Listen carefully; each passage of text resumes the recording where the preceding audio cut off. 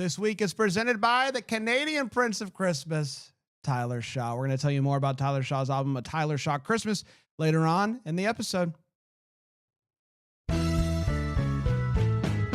This is a Bramble Jam podcast. Hi, I'm Bran, and I love Mistletoe Murders. I'm Dan, and I guess I despise Mistletoe Murders. I'm Alonso, and ladies and gentlemen, Jake Epstein, and this is the Deck the Hallmark podcast. Deck the Hallmark, it's his podcast. Brandon and friends host his podcast. We hope you like this jolly podcast. Well, hello. Oh, boy. The Ides of December are upon us. This show, they go heavy-handed with the titles. it should be in December. Yeah. This show should It's come out called in The Ides of December? Yeah. Man, that's a tough break there, Hallmark. Nothing says Look. the Ides of December like November 14th. You said it. everything after October 17th is December. There on you Hallmark. go. I think we're That's clear right. on this. You know That what? is true. You can get in the festive spirit through Hallmark, even in November. But you know where else you can get in the festive spirit? At your local bookstore. And I've said That's it true. for years. And That's right now, true. there are myriad options. And can I suggest two to you? I'll allow Can you do that? A fictional rom-com, heavy on the com, called A Christmas Tree, a novel written by Brian Harold, Brandon Gray, and narrated the audiobook by Daniel Thompson. It's a ton of fun. I think you'll enjoy yourself. But if you're in for more of a like nonfiction / what should I be watching this holiday season? should I be watching? Look no further than have yourself a movie Little Christmas revised and updated by Alonso Duralde. They're flying off the shelves. And also, if you get a copy and you're going to go to Christmas Con, you know what else you can do? You can have that bad boy signed There you go.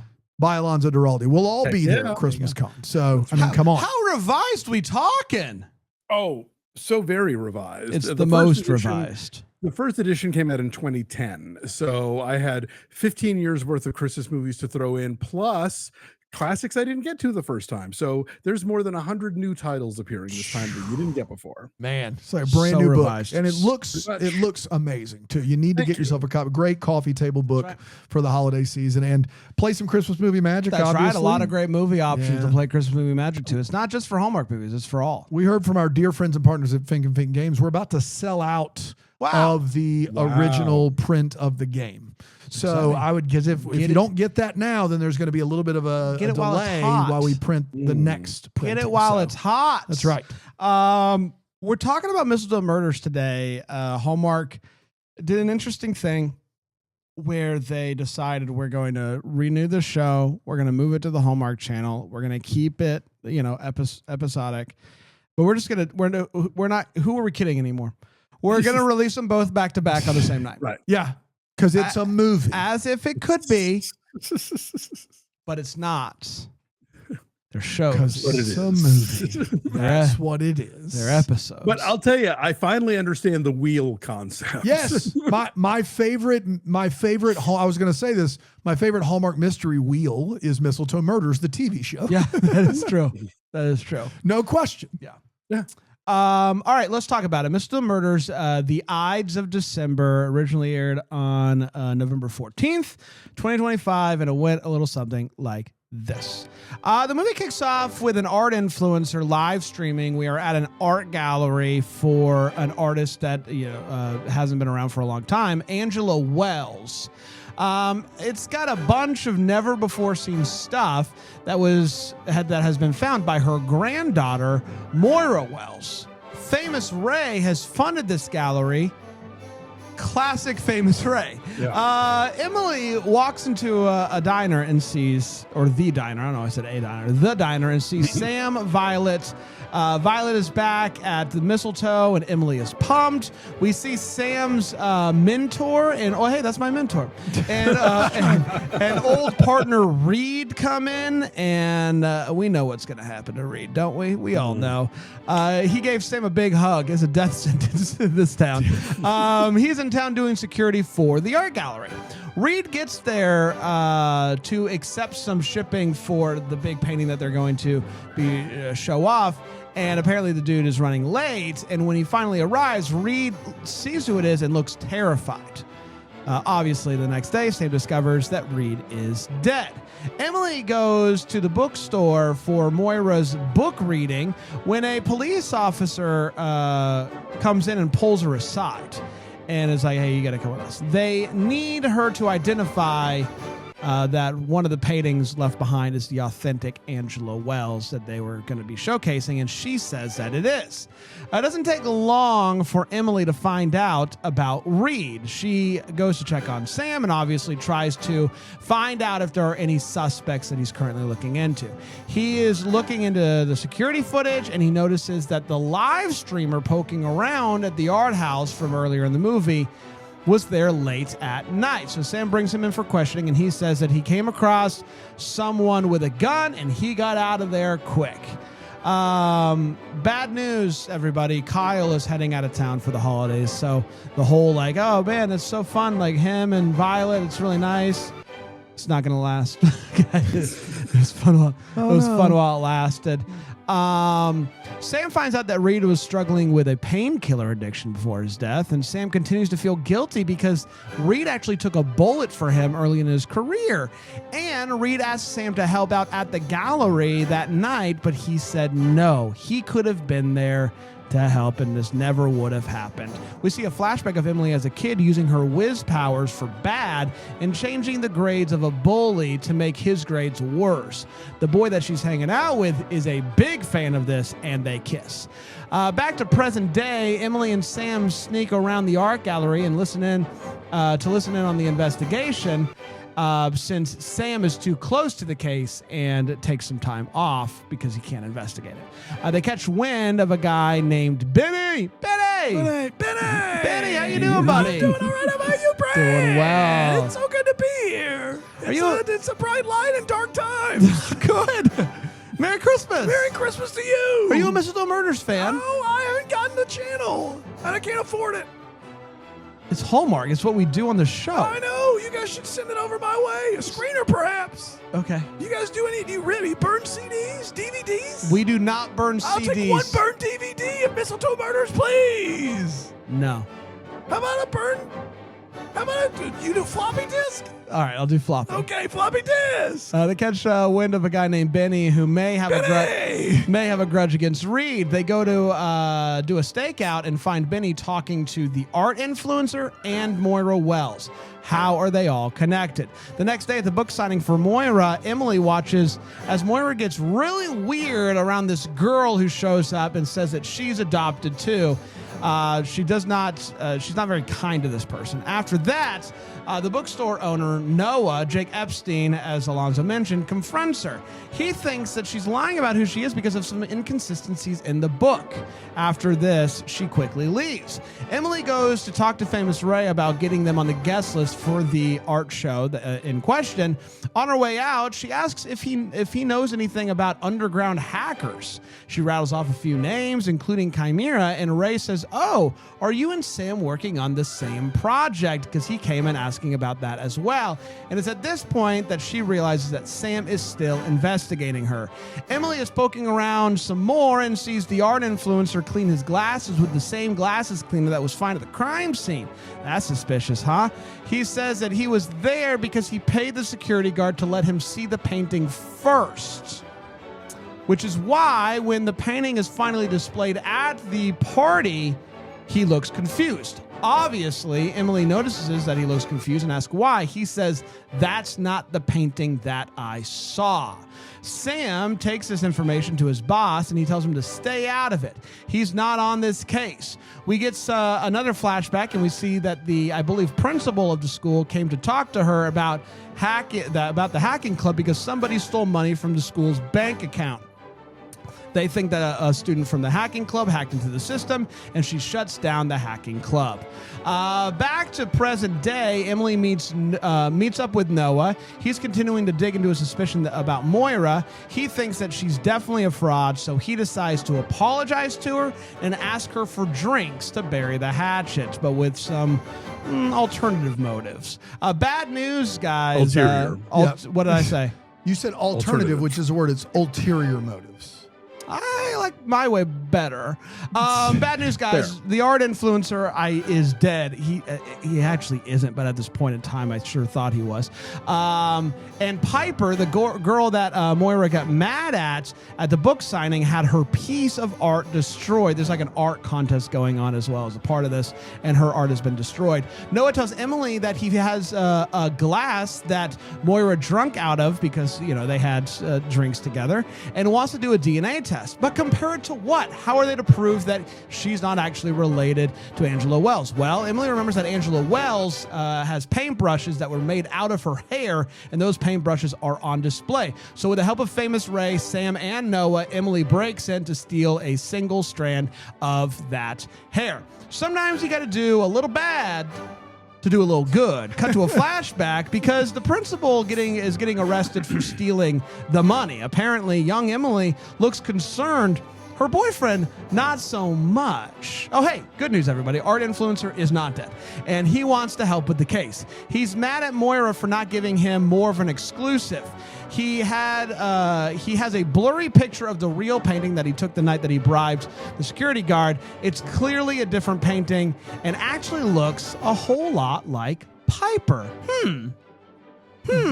Sam and Emily finally talk about Sam still looking into her further. Emily says that she's nervous that if he keeps looking into her, he's not going to like what he finds. Sam brings Moira in for questioning and brings the DNA test to prove that she's not related to not related to Angela, and Moira comes clean. She convinced a very old daughter of Angela that she was her daughter, and eventually she bought it.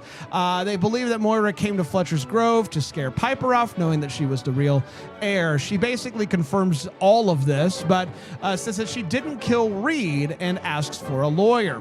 When the cop that was working the case finds out about all of this, he's mad. Sam was supposed to be on leave. You're not even supposed to be digging into this, but that's not the only reason he's mad. He's mad because he did it. What? Yeah. Once Sam questions him, he admits to everything. He just wanted to send his kid through medical school, and things got away from him. You get it.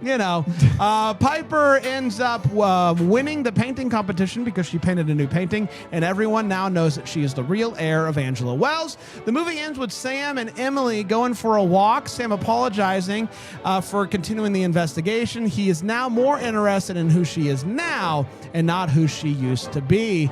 They promise not to keep any more secrets, and Emily is happy until she thinks that she sees her ex-boyfriend across the streets. Could it be? And that, my friends, was Mistletoe Murders, Season 2, Episodes 3 and 4, The Ides of December. I jumped the gun there. You jumped it. Let's take a break. We'll come back. We'll break chance. this episodes down here on Deck the Hallmark.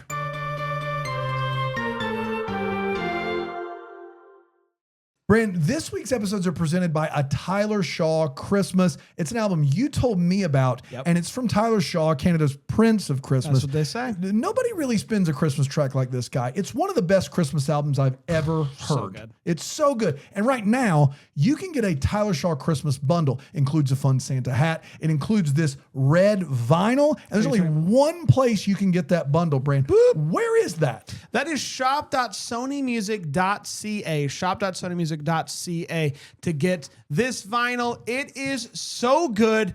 If for no other reason, you could just look how good it, looking that guy and is. you can show off your cool red vinyl. Red vinyl. It makes the whole vinyl player very festive and fun, and it's quite the showstopper. But you also, it's not just a nice thing to look at. It is also one heck of an album to listen to. If you don't want, maybe you don't have a vinyl player, of course, it's available everywhere that you listen to music. So go to tylershawmusic.com to find links to all of your favorite streaming services. A Tyler Shaw Christmas, out right now. We're back. Hi, everybody. We're talking Mistletoe Murder, the Ides of December today. Let's share our thoughts on this one. We're going to start with a hot take so we're sure exactly how we felt about these episodes. We're not going to hold back, and I'll start with you. Alonso, what'd you think? It's a pretty good one. The fact that Sam is having to go off the books on this one and sort of skulk around in the way that Emily usually does, because technically this murder didn't take place in his jurisdiction and he's not allowed to be investigating it, kind of is an interesting wrinkle to their relationship, because her whole thing has been like, I operate outside the law and he's, the cop, and, with the friction there. So he's getting a taste for what she does all the time, because, he is investigating this because the mentor is dead. Yeah, was thrilled to see Jake Epstein come back.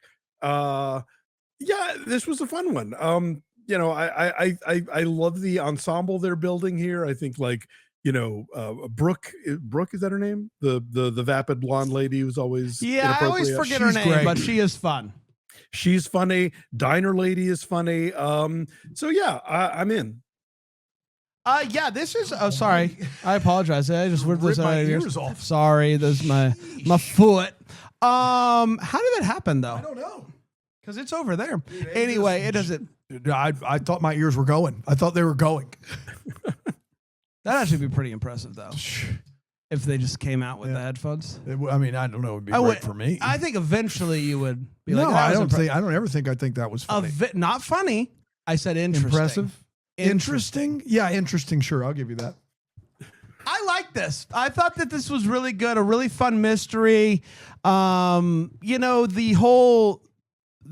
explanation I maybe don't love, and I don't love that people just keep coming clean, like at the first push of anything.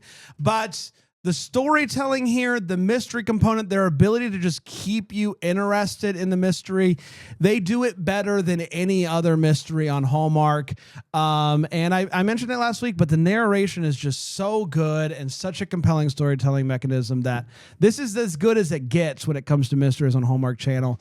And I'm also just very invested in the Emily and Sam of it all as well, which is the classic thing that you look for in Hallmark movies. They're doing it all, and I can't complain about it one bit. This is maybe like not this is heavy on art and not on Christmas. Like, I feel like the other ones maybe do a little bit better job of implementing the Christmas of it all, but I'm being picky at this point. This is just so good.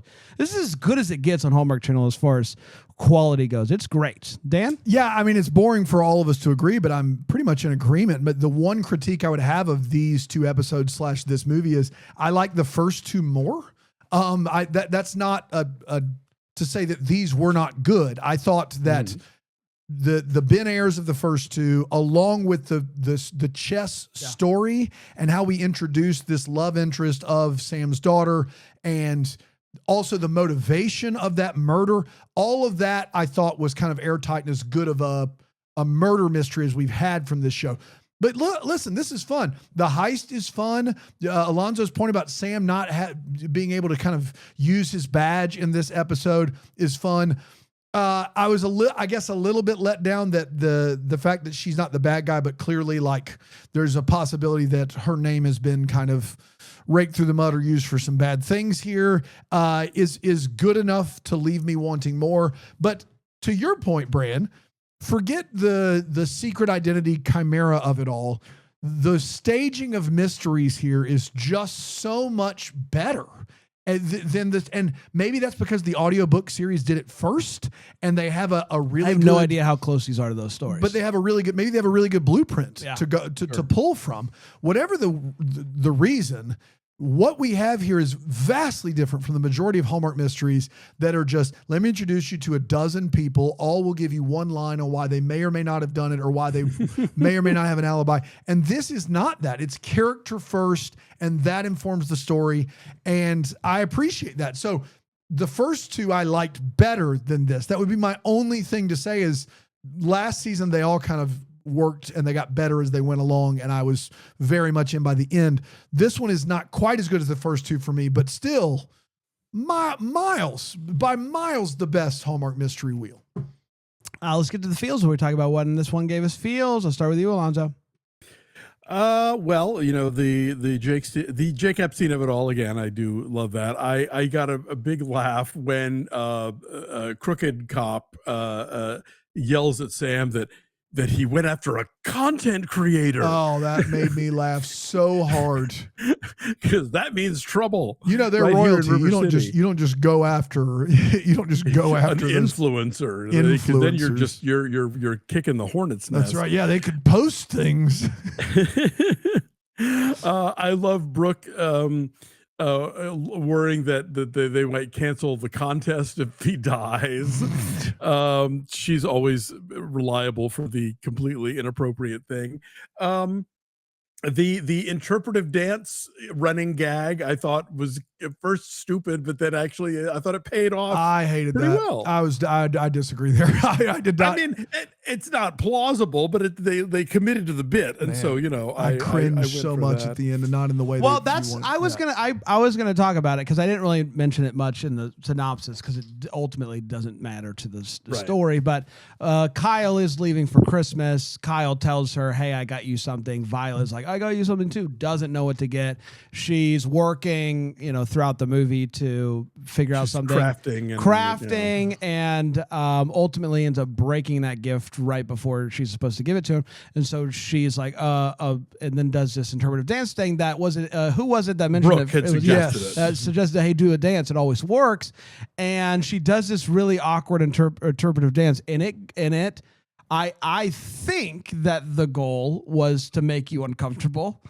It's supposed to be dorky, yes, and I think it winds up being a sort of, it's a charming moment of vulnerability in front of her boyfriend. I once again find this actor that is playing Violet to be doing a really good job of this character and being compelling and committing to this bit. I can't imagine how long this awkward dance thing took to shoot. Just keep going. And kudos to him because she committed to it. She had this very awkward teenage energy about her while she was doing it. The whole thing was awkward teenage energy, and then he gives her socks, and it's like, yes, 100% yes. The best payoff of that, I hated the dance. I get why they did it. I just was like, I didn't buy that any high school kid would actually continue to be doing this for as long as they were doing it. But the best payoff was her dad was like, yeah, I got this girl that I really like socks. And she was like, you're so lame. And then he got her socks and she was like, I owe dad an apology. That did work for me. Yeah. He gave her mother socks. That's right. Yeah, exactly. So that part did work for me. The dance, not so much. Let's take a break. We'll come back. We'll get to the what the Hallmark here on Deck the Hallmark.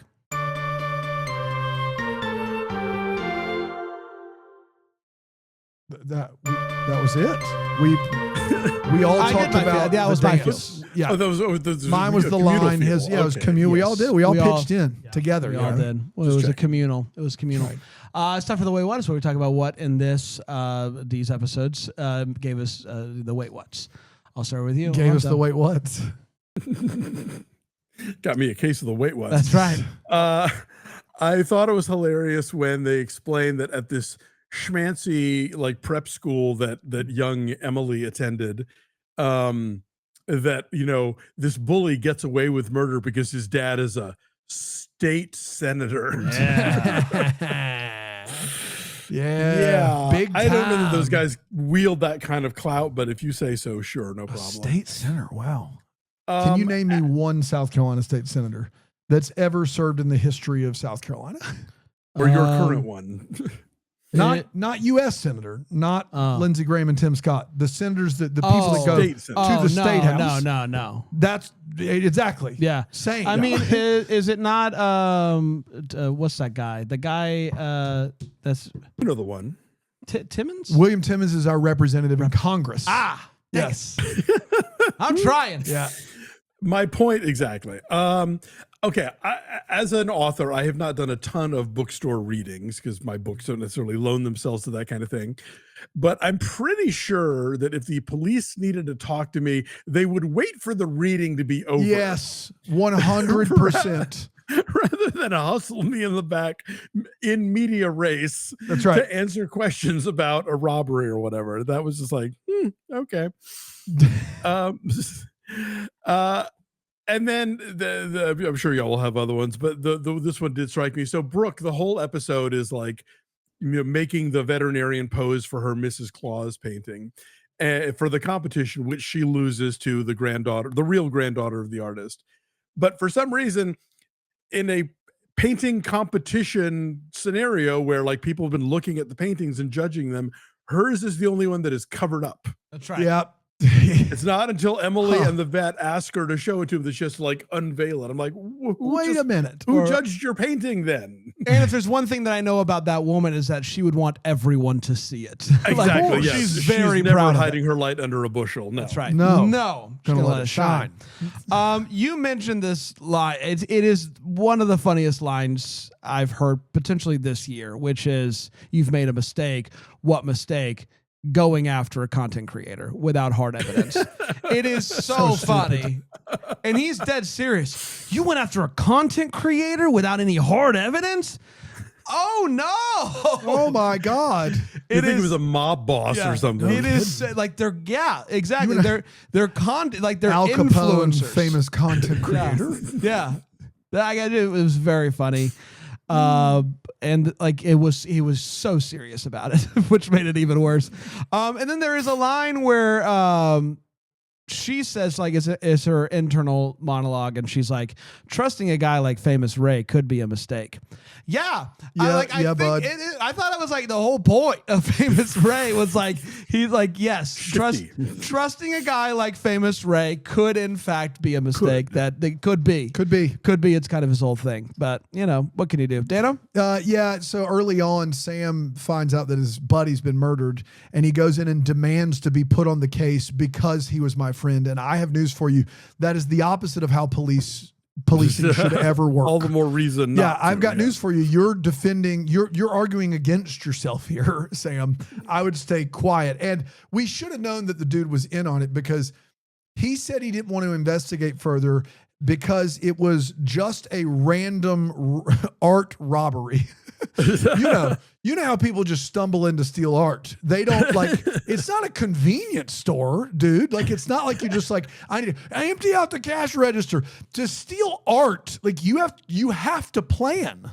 You can't, there is no version of an art museum, art area robbery that isn't planned beforehand. It isn't random. It doesn't exist.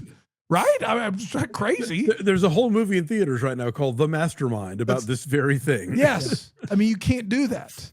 That's what happened with the Louvre guys. They were just like, whoa. The Louvre were like, what if we robbed the Louvre? Those look nice. Let's take them. I did love the heist, but when they have the security guard out front, who Sam, I believe, distracts with his phone as she sneaks out the door, he would hear something. Like, the door opens a foot behind him and he is oblivious to it at all. Was a fun heist, though. I want to be very, very clear.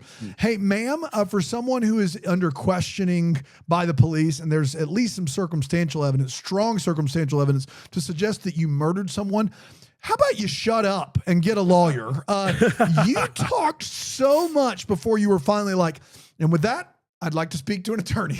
You literally told your entire story, and then we're like, maybe I'll have a lawyer. Maybe just don't say, you're not required to say anything. Like, you can just go to the lawyer. Open with, where's my lawyer? Exactly. And then last but not least, Jake, I believe it's Jake Epstein that says this. They have the bookstore reading. They go and question her behind that curtain thing. Everyone can hear. She storms out, and he says, "This is the most exciting bookstore reading I've been to in years." What are the other options? Was there one that's more exciting than this? What happened at the last one? Yeah, exactly. Tell me what happened a few years ago that competes with this police interrogation and storm out in the middle of the thing. Norman Mailer punched a guy. Dude, R.L. Stine went nuts. He went They didn't have out. Alonso Duralde Smart Water. He threw down 2 bookshelves. Oh, it was brutal. Danielle Steele flipped the table. It was brutal. John Grisham showed up wasted. It was crazy. He wouldn't. He wouldn't. Let's get to what the Hallmark story wonder what could have been. Maybe have some clarity questions we still have. What are we still wondering about? I mean, we might get some answers in the next two. We'll find out. But Alonso, what are you still wondering about? Well, this didn't occur to me until the very end when the high school boyfriend shows up, and maybe you guys clued in on it earlier, but I'm thinking the high school boyfriend maybe stole the money and pinned it on the teacher. Yeah, it's interesting because I thought they did a good job. They may have shown their hand a little bit too much there with having him be like across the street and what is that? Because up to that point, like I still couldn't quite figure out if teenage Emily is just a really good actor, right? Like I still couldn't tell if she was like, what? Someone, why is she getting arrested? Like I couldn't tell. And I thought they did a good job about it, of doing that. The way that she responds when she thinks that she sees the ex leads me to believe that probably he's the bad one of the bunch, but we'll see. They've done a really good job of little breadcrumbs. I think that the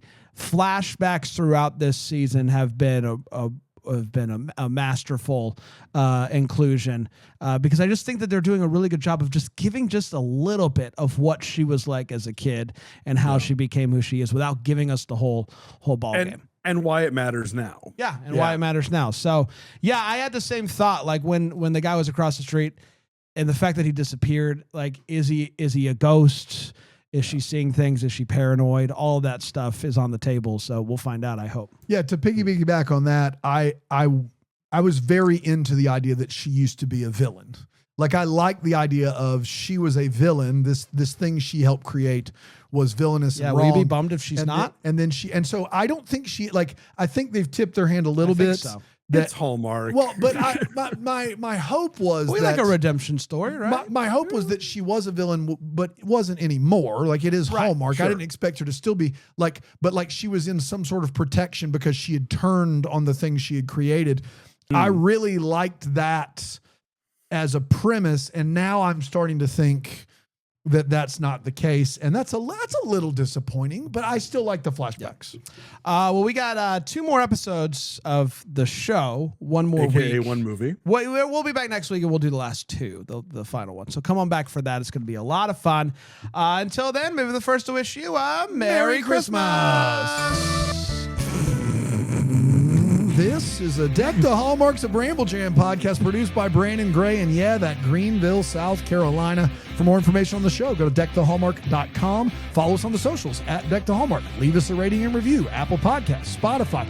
To join the best corner of the internet with ad-free podcasting, live video tapings, and so much more, go on over to BrambleJamPlus.com.